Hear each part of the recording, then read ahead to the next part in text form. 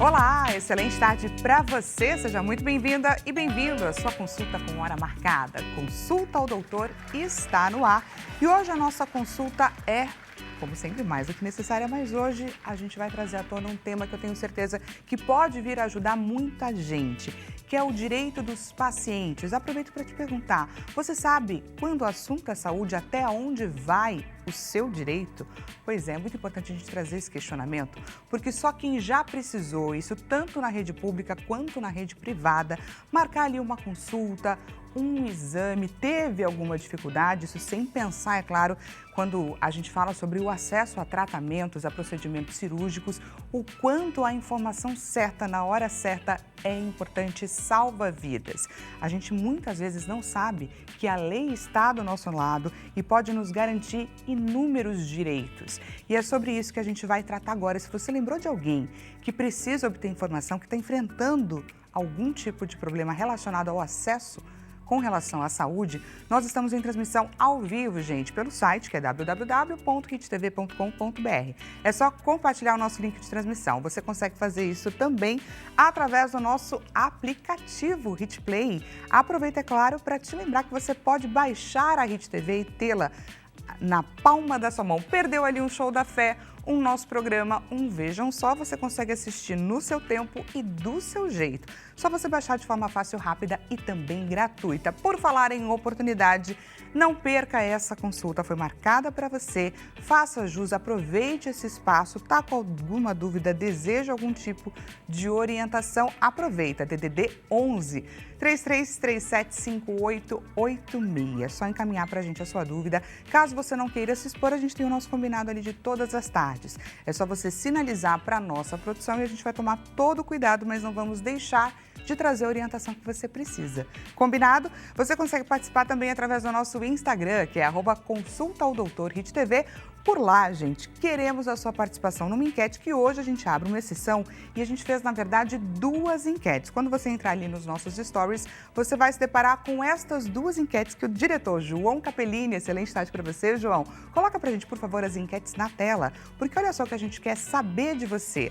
Você já teve algum problema de acesso à saúde? E isso, gente, tanto na rede pública quanto na rede privada. Pedimos ali o seu sim ou o seu não, caso você nunca tenha tido. E na sequência, você vai chegar numa outra enquete que ali a gente vai questionar qual que foi a sua atitude diante deste problema, obviamente, se você já teve.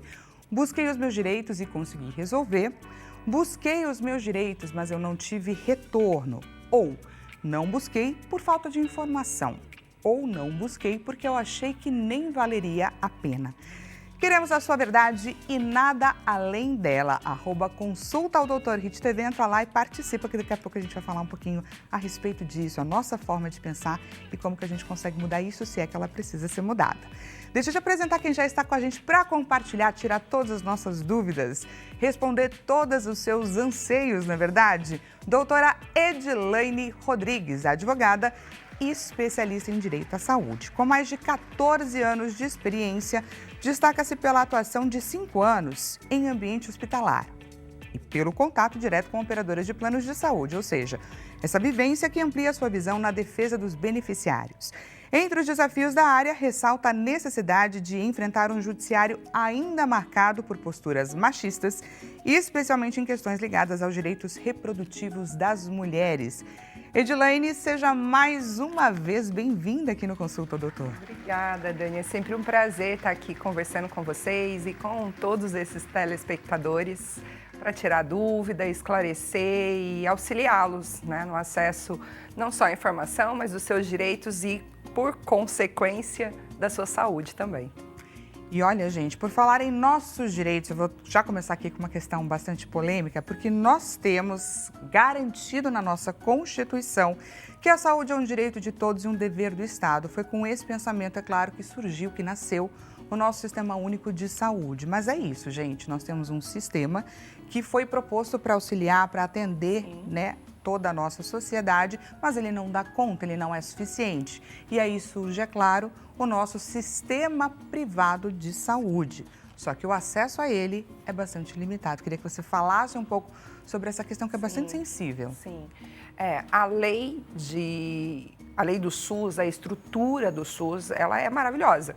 Se nós formos olhar, né, para inúmeros países desenvolvidos onde não há acesso à saúde de forma gratuita. Está doente, você vai e paga, né? Por exemplo, Estados Unidos. Então, o custo de acesso à saúde lá é infinitamente maior do que para muitas pessoas aqui no Brasil que ainda conseguem ter acesso ao SUS, né, ao sistema gratuito. O problema está na aplicação e na gestão dos recursos para implementar tudo que é necessário para a população. Então, a gente tem um déficit ali. É a expectativa e a realidade. E a realidade. Então, o enfrentamento é ausência de profissionais especializados, demora no agendamento de procedimentos, consultas. Então, a pessoa, olha, eu estou aguardando um gastro faz 8, 9, 10 meses. Às vezes, uma queixa inicial já nem é mais, ali já mudou o cenário. Né? Exames que tinham já estão obsoletos, vai precisar refazer. E aí, muitas pessoas acabam recorrendo, né, a essa tentativa de suplementar, que é o que acontece com as operadoras de plano de saúde, buscam um plano de saúde pensando, vai resolver, mas nem sempre. Né? Na verdade, a gente troca, em muitas situações, os 6 por meia dúzia. Então, em alguns pontos, assim como do SUS, vai ser necessário realmente uma demanda judicial para ter acesso ao seu direito. O importante é que as pessoas saibam que tendo plano de saúde ou utilizando o Sistema Único de Saúde, apesar de nós usarmos o termo gratuito, ele é pago. Né? Nós recolhemos impostos. Ele é pago. Então, sim, aquele que tem plano de saúde, ele também pode se utilizar do SUS. Em algumas situações, em centros de referência de tratamento, por exemplo, oncológicos. Então, em algumas situações, ele vai optar por a utilização do SUS. O fato de ter plano de saúde não exclui que ele escolha qual sistema ele vai utilizar. Mas, infelizmente, a saúde ainda é a campeã de processos judiciais no Brasil. Então, são muitos problemas que envolvem tanto um setor quanto o outro e, na maioria das vezes, a gente só resolve realmente com uma decisão judicial. E que muita gente, eu imagino que quando se vê diante de uma situação como essa, pense, repense e fala, não, acho que eu não vou fazer, porque não vai dar em nada. E muitas vezes é por falta de informação. Sim. Quando a gente pensa no direito do paciente, ao que esse paciente tem direito, né? Sim. Num pensamento mais genérico, mais geral. Sim. E todos os pacientes sabem disso? Não. Eu falo que se todo dia eu entrar no Instagram e fizer a mesma chamada nos stories, de manhã, de tarde, de noite, cada dia, aparecerão pessoas, não sabia disso, porque, infelizmente, existe um freio, vamos dizer assim, no tipo de divulgação ampla das informações. A quem interessa que a população tenha acesso a essas informações? Olha que aos grandes, não. Então, por exemplo, hoje estou aqui dando uma entrevista, informando sobre os direitos, mas a forma até como eu utilizo isso na minha rede social, a forma como eu divulgo essas informações, tudo é muito fechado pelo nosso sistema da OAB. A gente tem uma série de limitações desse tipo de divulgação. E não divulgar um direito, né? Tudo bem, é o meu trabalho. Sim, eu trabalho com isso, mas é para possibilitar que essa pessoa saiba desse direito e ainda que não queira me contratar, que ela busque defensoria pública, que ela saiba a quem recorrer quando ela não tem como contratar um advogado. Não se trata apenas de um serviço que é prestado pelo meu escritório ou por de outros colegas, mas é que a população saiba o que fazer quando a situação acontecer. Quais são os caminhos, Exatamente, porque a base é acesso integral à saúde. Lá não está dizendo acesso à saúde, tá? Acesso integral. Então, é todo o necessário para que você esteja saudável. E de tudo, obviamente, que existem as limitações, né? A medicação está aprovada no Brasil, não está, registrada na Anvisa, mas se ela está dentro desse parâmetro, você tem direito a ter acesso, seja pelo SUS, seja pelo plano de saúde. Perfeito. E agora então, pessoal, eu vou trazer aqui algumas das leis. Imagino que algumas você já saiba, outras serão novidade, mas o importante aqui é a gente passar por algumas delas e a gente entender de que forma que a gente pode e deve acioná-las quando a gente não tiver o acesso. Nós temos a lei dos 30 dias para exames e 60 dias para o início do tratamento após um diagnóstico. Explica ali pra gente que leis são essas e de que forma que elas acontecem. Essa é uma lei aplicada no cenário oncológico. Tá? Então, a partir do momento em que você recebe um diagnóstico de câncer, você tem 30 dias para ser inserida no sistema e começar esse atendimento. Aqui, né, no estado de São Paulo, por exemplo, a rede Hebe Camargo, então você é inserido no sistema, você recebe um número, né, todos nós dentro do Sistema Único de Saúde, nós temos um rastreio que nós chamamos de CROSS, que é um sistema que regula as vagas e os serviços que estão disponíveis, ligando aquele que precisa ao local que tem. Né? Então você é inserido ali e tem esse prazo para já iniciar, né, o tratamento oncológico. Perfeito. E aí ele leva em consideração, obviamente, o seu lugar, o lugar que é mais próximo à sua residência.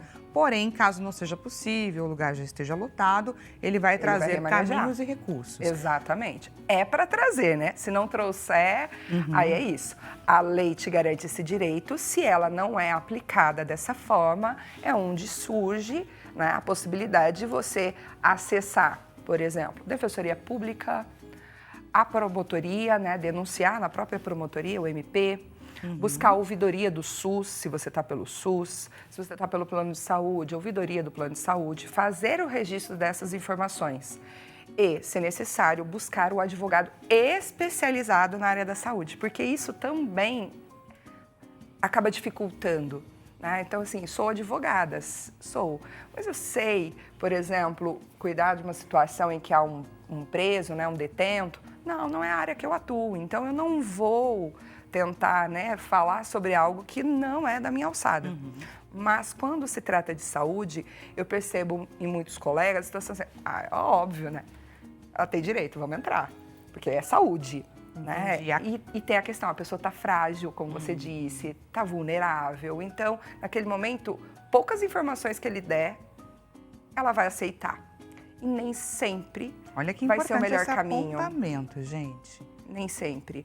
Em muitas situações, não só é possível resolver de forma administrativa, como é necessária, né, que é necessário que sejam feitas as tratativas administrativas antes de uma ação judicial.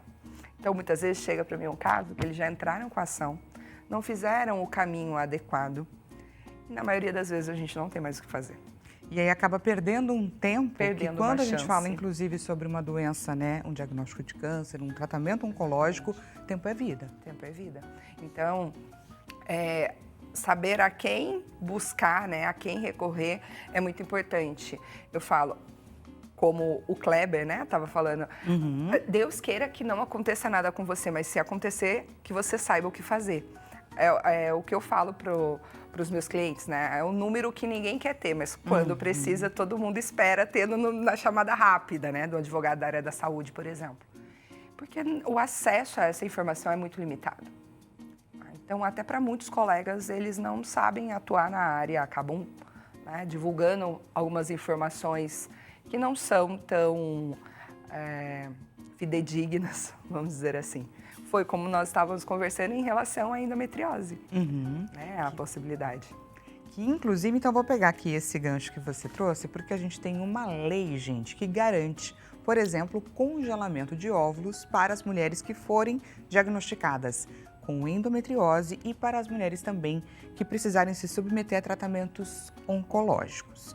E aí o que acontece, né? Entre a expectativa e a realidade, não sei se você estava assistindo, teve um dia que a gente fez aqui uma entrevista e a gente viu que na prática, por exemplo, esse caminho do congelamento de óvulos é só para as mulheres que estiverem em tratamento oncológico.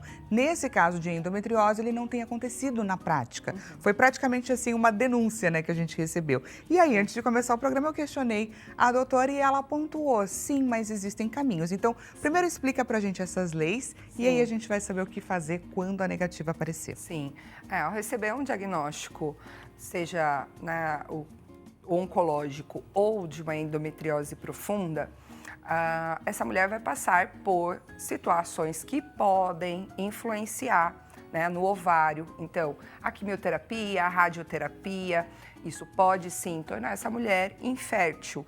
E, no caso da endometriose, se ela estiver no ovário, né, na região das trompas, numa cirurgia, vai precisar ser mexido, porque endometriose é cirúrgico, certo? Eu vou mexer no órgão que ele está ali produzindo bonitinho. Eu não sei se isso vai influenciar depois. Então, a mesma razão que faz com que os planos e o SUS sejam obrigados ao congelamento de óvulos para uma mulher do tratamento quimioterápico, é um espelhamento para essa mulher que está com endometriose, porque vai ser mexido na mesma região, isso pode impactar diretamente na produção dos óvulos, a liberação dos óvulos. Então, quando eu trago essa análise para um juiz, porque sim, muito provavelmente vai precisar de uma ação judicial, nós fazemos o caminho administrativo como uma forma de mostrar ao judiciário que o que era possível de ser feito administrativamente foi feito. Eles mantiveram a negativa e, por isso, recorremos ao judiciário. E nesse movimento administrativo, assim como o judiciário, a gente precisa dos exames que constem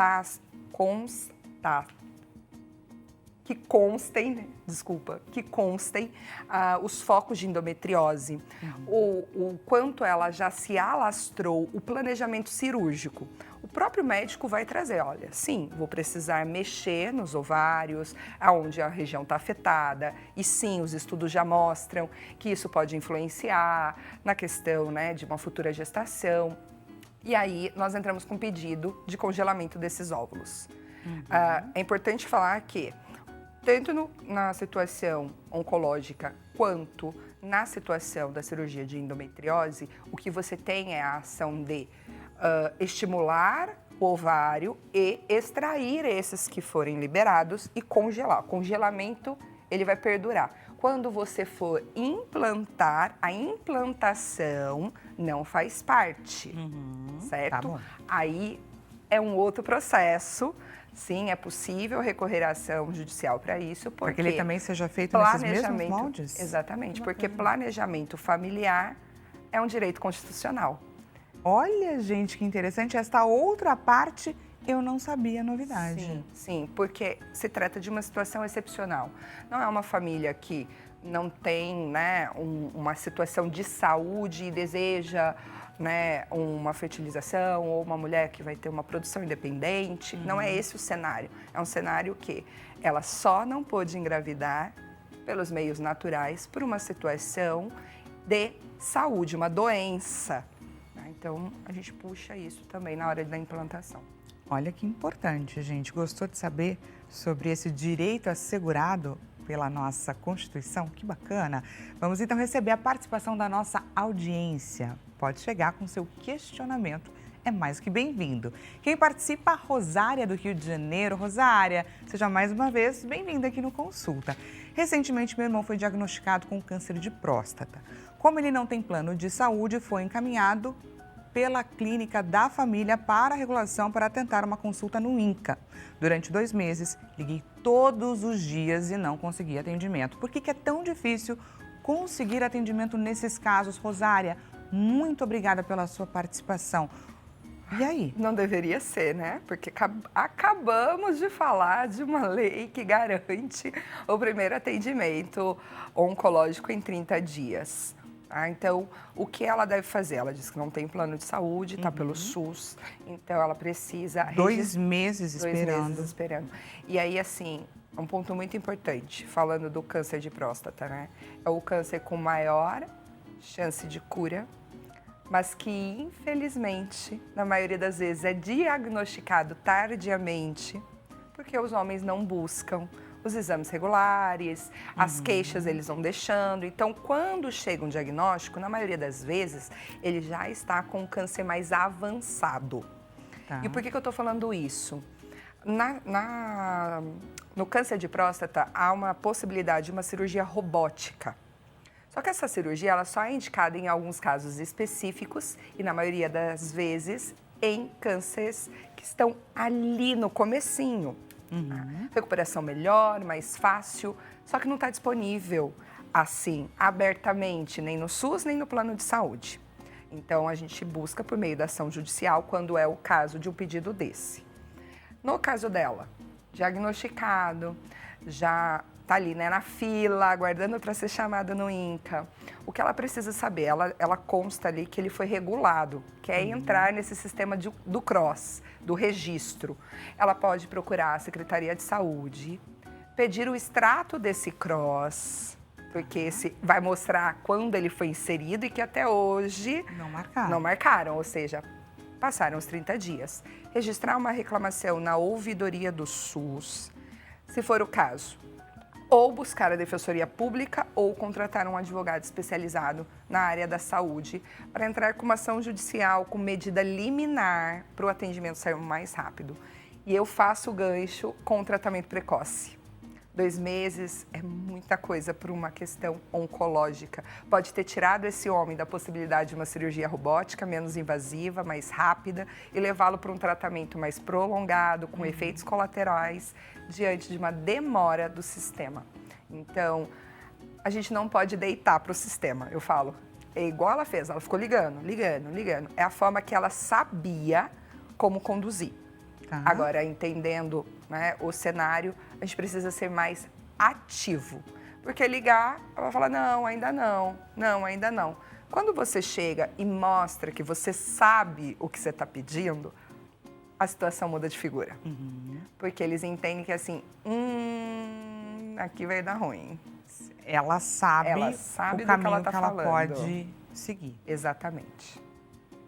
Então é muito importante ela buscar então essa orientação. Sim, busca na Secretaria de Saúde o extrato do CROSS para entender quando ele foi inserido, como está. Com esse extrato, busque a Defensoria Pública ou um advogado particular para representá-los e você pode registrar a denúncia também na ouvidoria do SUS. E esses movimentos administrativos de denúncia, eu friso muito sobre a importância deles, porque é pensar na coletividade. Todas as vezes que nós registramos uma reclamação na ANS ou na ouvidoria do SUS, muitas vezes não vai acontecer nada rapidamente para você, mas aquele registro torna-se um medidor, né, da qualidade dos atendimentos, do que precisa ser melhorado, quais são as maiores reclamações, em qual região, quais são as necessidades daquela região. A gente precisa ser ativo nessas reclamações. Eu sei que a gente fala assim, eu vou ligar para o plano, vou ficar lá, não sei quanto tempo no telefone. Dá preguiça, mas um mal necessário, né? Precisa ser que seja feito. Quanto mais pessoas também passarem a denunciar, correrem atrás dos seus direitos, é muito possível que todo esse cenário mude, né? Seja transformado. Exatamente. Rosária, muito obrigada, viu, pela sua participação. E agora eu queria falar com relação à lei que a gente tem, que assegura, por exemplo, o acesso a medicamentos. E isso tanto de medicamentos que fazem parte ali do tratamento de doenças crônicas, que são doenças mais comuns, certo? De fácil acesso, até medicamentos considerados raros, né? De doenças raras e que você precisa, inclusive, judicializar para ter acesso a esse tratamento. São remédios caríssimos. E quais aí são os caminhos e o que fazer? Porque, às vezes, falta remédio de hipertensão no postinho do bairro. Sim. O acesso à medicação, né, de forma gratuita no Sistema Único de Saúde, nós temos uma lista. Assim como no plano de saúde a gente tem uma lista dos procedimentos, existe uma lista dos medicamentos que devem ser fornecidos pelo SUS. Se sua medicação está dentro da lista, ela precisa estar de fácil acesso. Então, seja no postinho ou naquelas farmácias que têm o convênio, né, de farmácia popular, onde você retira na farmácia essas medicações de doenças de base, vamos dizer assim, né? Diabetes, hipertensão, colesterol, que você consegue retirar essas medicações. Agora, quando você está num cenário de uma doença rara, uma síndrome rara, ou até uma doença comum, por exemplo, mas é um tipo de câncer mais específico que demanda uma medicação de alto custo e ela não está registrada, por exemplo, nem na listagem do SUS, tampouco na do plano de saúde. O que eu tenho que fazer? Você vai precisar sempre abrir pedido administrativo na farmácia de alto custo. Então, vou ter o pedido médico, o relatório, mostrando por que eu preciso daquela medicação. Faço esse registro, eles precisam protocolar o seu pedido, entregar um papelzinho, ó, protocolo tal, resposta em 20 dias, resposta em 30 dias. É uma situação que comporta aguardar? Ok. É uma situação que não comporta aguardar? Judicializar. Precisa entrar com a ação.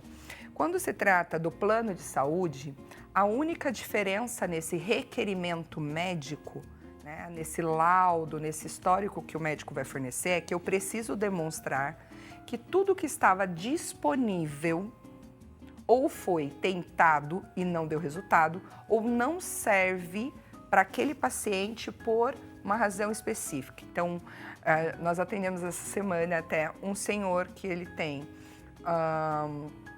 um problema no pulmão, a medicação que é disponibilizada para ele ataca o glaucoma.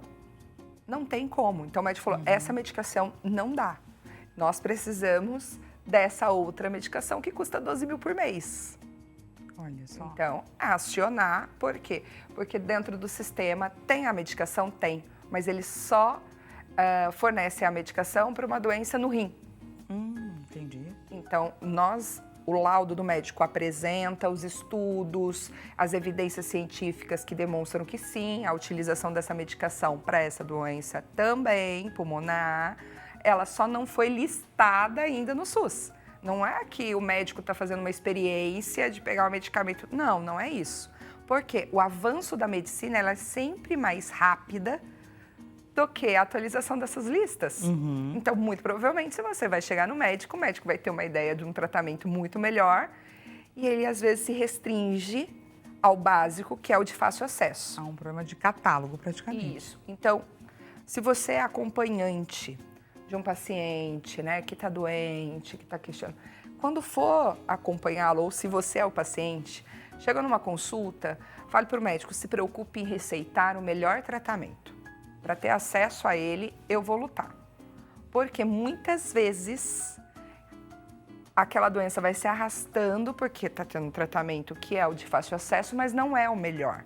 Porque o médico assim, não vou dar esse pedido porque assim... Não vai dar certo. Ou o médico do plano de saúde pensa, vai processar o plano de saúde com documento meu.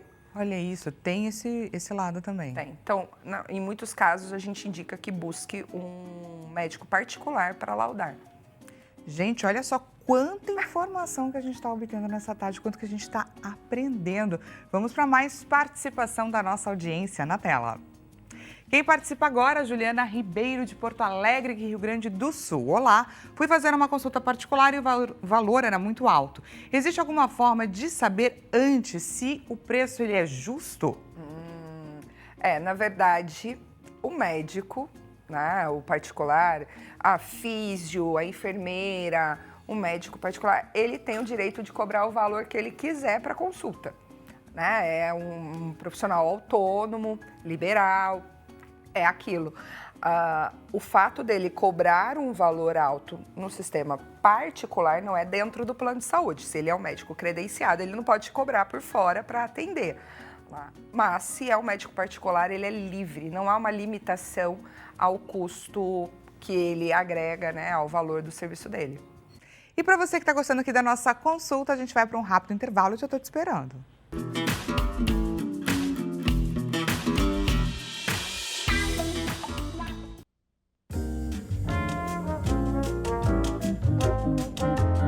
Seja bem-vindo e bem-vindo mais uma vez. Consulta Doutor já está de volta. Caso você tenha acabado de chegar, acabou de ligar aqui na Hit TV, Nós estamos batendo um papo sobre o direito dos pacientes. Quem nunca passou por uma situação, às vezes para marcar uma simples consulta e teve ali uma grande dificuldade, ou então para marcar um exame, ficou esperando e aquele pensamento, né? Será que tem alguma coisa que eu posso fazer para garantir o meu direito a ter acesso a esse exame? Porque é sobre isso, gente. A saúde é um direito que deve ser garantido pelo Estado a todos que precisarem desse acesso.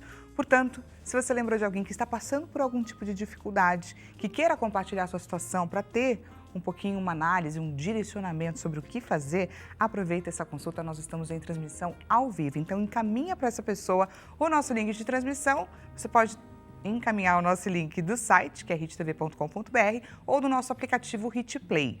Agora, o telefone para onde você vai encaminhar a sua dúvida é DDD 11 3337 5886. Não deixe de participar. Caso você não queira se expor, é só você deixar isso bem claro para a nossa produção, que a gente vai trazer o seu relato de forma anônima. Esse é o nosso combinado ali de todas as tardes, ok? E você consegue também participar através do nosso Instagram, que é @consultaodoutorhittv. Por lá eu vou pedir que você participe da nossa enquete, que hoje temos duas, em caráter de exceção, mas a gente quer medir um pouco sobre você, né? O que você já experienciou com relação a esse assunto? O diretor coloca pra gente as nossas duas enquetes na tela.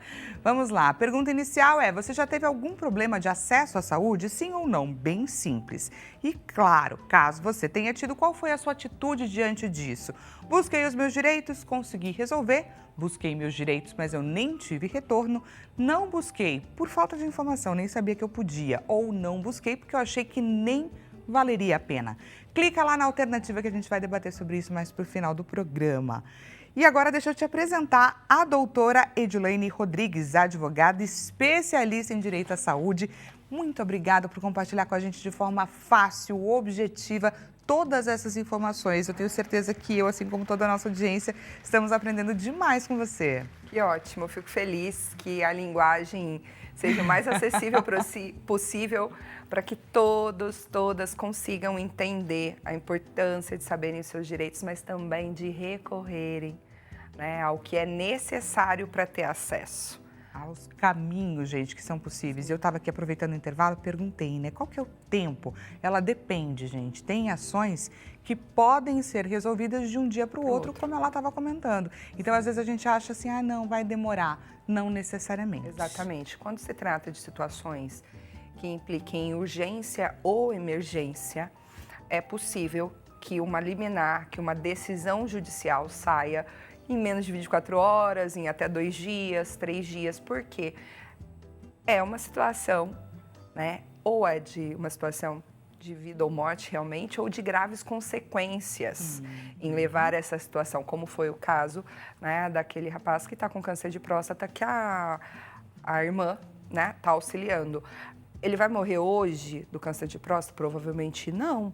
Mas se ele não receber o tratamento rapidamente, ele vai ter mais lesões, mais dificuldades depois. Então, é uma situação, por exemplo, que é possível conseguir uma liminar muito rápida. Olha só que bacana esse questionamento da Rosária. Mais uma vez agradeço, é claro, a sua participação. Vamos para mais participação da nossa audiência na tela. Agora a gente recebe então a pergunta da Sandra Maria aqui de São Paulo. Sandra, seja muito bem-vinda, viu? Tenho plano de saúde pela empresa do meu esposo e estou tratando problemas no ombro e na coluna. O plano não liberou as imagens da ressonância. O médico se recusou a avaliar pelo aplicativo e eu fui mal atendida. Acabei pagando outro especialista. O que eu posso fazer nessa situação? Quais são, então, os meus direitos? Obrigada, Sandra. E aí? É um imbróglio ali, né? Um imbróglio. Então, vamos lá. Primeiro ponto. Apesar do nome ser prontuário médico, o que para mim não faz sentido, tinha que ser alterado para prontuário do paciente. Então, você tem direito a ter acesso, manusear, levar para casa todos os exames que você faz. Entrei hoje no pronto atendimento, saí amanhã. Eu saio e peço meu prontuário. Se eu já tiver de alta, provavelmente eles vão te entregar depois de uns 30 dias. Mas é direito seu. Olha. Agora, se você ainda estiver internada, você tem direito a acesso imediato durante a internação, o procedimento, enfim. Ali, ela colocou, né, o plano negou né, acesso às imagens. Eu acho que provavelmente não foi o plano, mas a clínica que realizou, né, porque ela não realizou o exame, por exemplo, uma operadora no plano X, ela realizou numa clínica que é credenciada ao plano, tá? Então, o que ela vai fazer? Joga no Google, documento requisição de prontuário. Vai ter um documento, ela preenche, faz isso à mão. Eu, fulana de tal, realizei, documento formal, bonitinho. Chega na clínica e protocola aquilo, fala, quero protocolar. Não, mas não tem como. Se vocês não aceitarem, eu estou chamando a polícia, porque vocês estão de posse de um documento que é meu. Olha que maravilha. O exame é dela, ela não está buscando um exame de uma outra pessoa e está ferindo a lei geral de proteção de dados. Não, ela quer o exame que é dela, que inclusive é importante para a avaliação do médico. Sim. Né? E se o médico trabalha olhando um papel e que ele quer a imagem assim, é um direito dele. Ele falou, não, eu trabalho assim, eu quero olhar as imagens, não quero ficar olhando na tela do... É um direito dele, assim como é o direito dela ter acesso a esse exame, a esse documento. Muito provavelmente eles vão ceder o exame. Não cederam, não receberam, não protocolaram, não fizeram nada. Eu vou chamar a polícia. Abre ali na hora, sentada. Faz o registro do boletim de ocorrência online. Registra o boletim de ocorrência. Estou aqui no local, isso. Registra a prova que você puder, então tira uma foto, você na clínica, o que for necessário, tá? Para ter acesso a isso. Em relação ao atendimento médico e essa clínica que é credenciada ao plano de saúde, você pode registrar uma reclamação no plano de saúde e também na ANS. No plano de saúde você vai registrar dizendo, a clínica que você credenciou, que você deu o aval para que eu buscasse o tratamento, está me negando acesso ao prontuário médico. Isso é uma infração ético-profissional. Então, você registra a reclamação ali e registra se você foi mal atendida, se o médico não te explicou as razões pelas quais ele prefere o exame de imagem físico ao invés do digital, que te orientou ao que fazer, mas foi grosseiro, foi estúpido, alguma coisa assim, você também pode registrar na ouvidoria, né, na ouvidoria do plano, o registro da reclamação, mas você também pode registrar no órgão de competência de fiscalização do médico, que é o CRM dele. Que importante. Sabe? Por quê? Porque médico, advogado, engenheiro, ninguém é Deus. Então, assim, existem as leis que devem ser cumpridas, obedecidas por todos. E ele também tem um código de ética profissional com diversos deveres e poucos direitos. A lista é grande dos deveres. Então, se ele infringiu um deles, você também pode registrar a reclamação contra o profissional no órgão de fiscalização da profissão dele. Para, inclusive, evitar que outras pessoas, outras pacientes passem pela mesma situação que você. Exatamente. No mínimo, ele receber o registro de insatisfação do trabalho dele. Exato. Nossa, não aconteceu nada, ele não respondeu. Ele teve uma chateaçãozinha ali algum dia que ele recebeu essa reclamação. Precisa ser registrado, tá? Isso é um direito dela. Não conseguiu acesso ao prontuário, busque o escritório de advocacia especializado na área da saúde para poder mover a ação, que é uma ação de exibição de documento. É uma ação simples, rápida e efetiva, inclusive com fixação de dano moral. Olha que importante. Porque ela fez o que deveria ser feito de forma administrativa e recebeu um não que é injustificável. Né? Você ou não ter a resposta ou receber uma resposta negativa de entrega de um documento que é seu não faz sentido nenhum. Então, isso também impacta no acompanhamento dela, no tratamento dela, que ela não consegue continuar o tratamento do ombro, né, das dores. Por quê? Porque não tem o exame que foi feito. Opa, o juiz vai olhar com outros olhos a questão de indenização por dano moral. Gente, quanta informação que a gente aprendeu com a sua pergunta, não é, Sandra? Muito obrigada pela sua participação. Tenho certeza que ajudou você e tantas outras pessoas que devem estar passando também pela mesma situação. Vamos de mais participação da nossa audiência. Quando o público está assim participativo, eu até abro mão do meu roteiro. Valéria Cristina do Rio de Janeiro. Valéria, seja bem-vinda. O que fazer quando o plano aumenta muito o valor? E estamos agora numa fase bastante sensível aí nos planos de saúde. Exatamente, né? O que tem acontecido, né, o cenário que nós estamos nesse início de ano, é a aplicação dos reajustes, né? E aí, como funciona isso? Existem 2 tipos de reajuste. O reajuste por faixa etária. Então, existem as faixas etárias, onde vai aplicar um reajuste no seu contrato, mas existem também os reajustes anuais, que são aqueles fixados no começo do ano para aplicar. Ok. A ANS, ela fixa qual é o reajuste anual aplicado aos contratos individuais e familiares. Existe só essa forma de contratação? Não. Quando eu quero contratar um plano de saúde, existem 3 modalidades de contratação. Então, eu tenho a modalidade individual familiar, eu tenho a modalidade empresarial, seja porque eu tenho uma empresa, um CNPJ, seja porque eu trabalho em uma empresa, essa empresa oferta um plano de saúde, e a última, que é um coletivo por adesão. Então, é aquele plano que é ofertado por uma associação. Então, por exemplo, eu, advogada, estou filiada à OAB. A OAB oferta plano de saúde para os advogados, o plano de saúde da operadora X. Então, eu me filio para ter acesso àquele plano, né, ofertado. Ok. Qual é a problemática que nós nos encontramos? As operadoras de plano de saúde decidiram que não comercializam mais planos individuais e familiares. Então, elas falaram assim, não quero mais. Por quê? Porque a ANS fica ditando aqui, fica dizendo que eu tenho que reajustar 7%, 8%. Eu não quero, eu quero mais.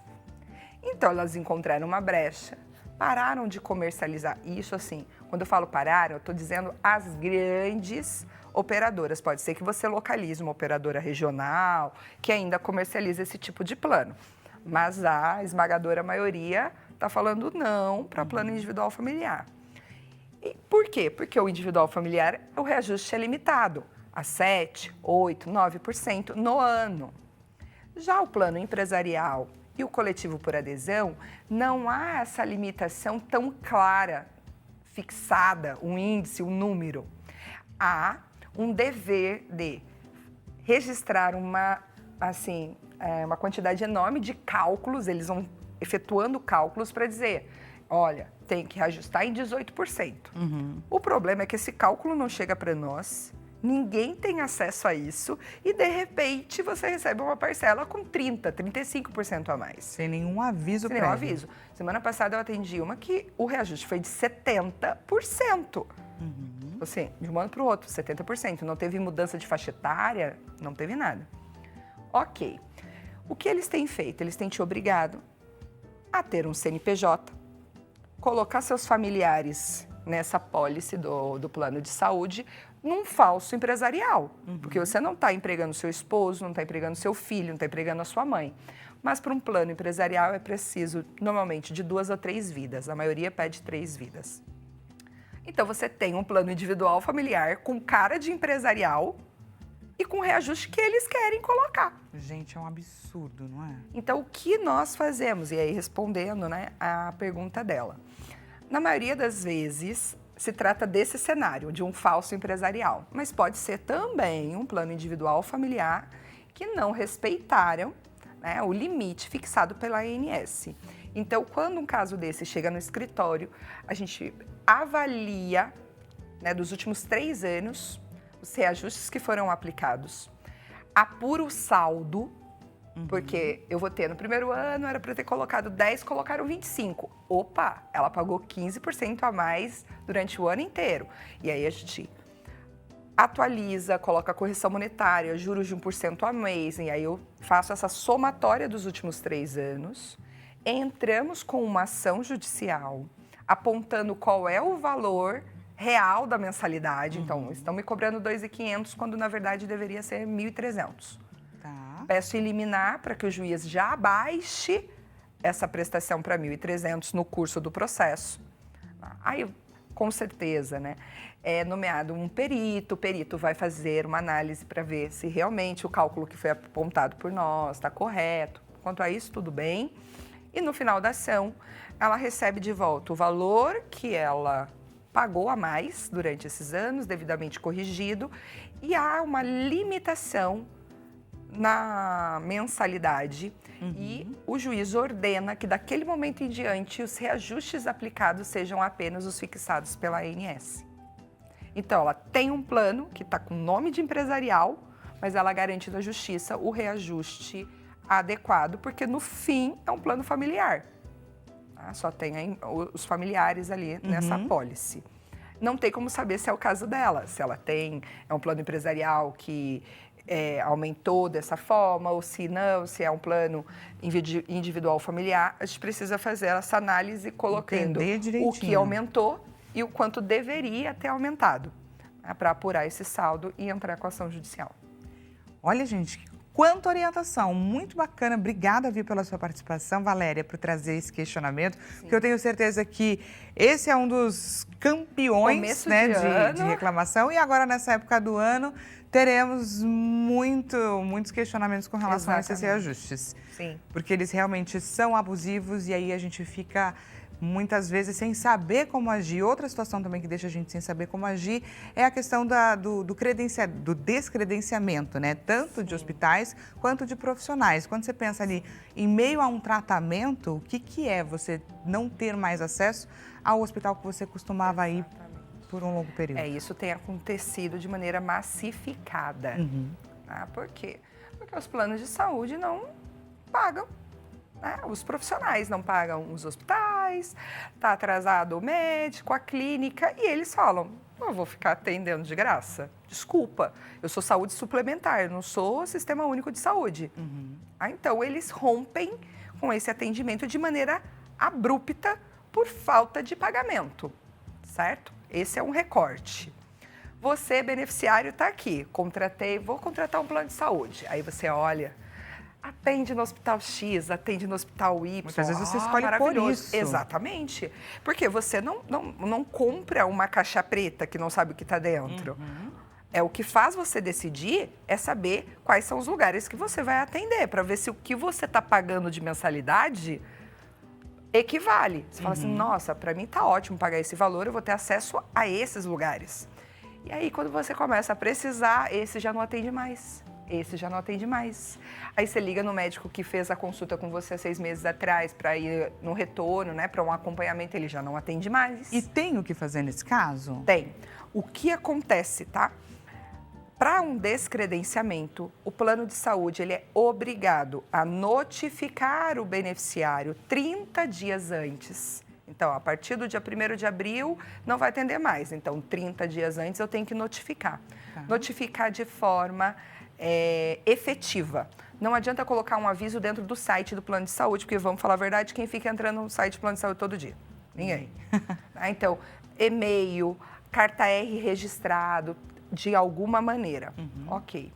Se você não recebeu isso, não recebeu essa notificação, esse descredenciamento ele é indevido.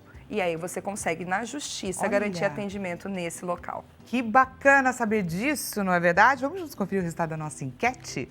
Resultado na tela. Então, a gente questionou. Primeiro, você já teve algum problema? Eu imaginei, por isso que fizemos dessa forma. Sim, ninguém votou no não. Então, todos já tiveram, em algum momento da vida, problema de acesso à saúde. Diante disso, então, vamos ver o que as pessoas mais fizeram. A alternativa mais votada, 60%. Não busquei porque eu achei que não valeria a pena. Na sequência, não busquei por falta de informação. Te surpreende? Não. É exatamente isso. E veja, 60% o último, o anterior 20%, então 80%. 80% não buscou, certo? Uhum. Daqueles 20%, veja, apenas 3 teve retorno. O que é isso? É lucro para a operadora. A operadora, quando ela te nega sabendo que uma parcela muito pequena vai recorrer. Então, por isso, gente, a importância da gente saber que existem caminhos e que a gente precisa correr atrás dos nossos direitos. Gostou, gente, do trabalho, de toda a informação que a Edilene Rodrigues compartilhou com a gente, advogada especialista em direito da saúde? Ela deixa à sua disposição o Instagram, dra.edilene Rodrigues, e o WhatsApp, DDD 12 981828952. Gostou da nossa consulta de hoje? Muito obrigada mais uma vez. Dani. Desejo a você um excelente restinho de tarde, excelente feriado para você prolongado. Muito obrigada mais uma vez pela companhia e até amanhã na nossa próxima consulta.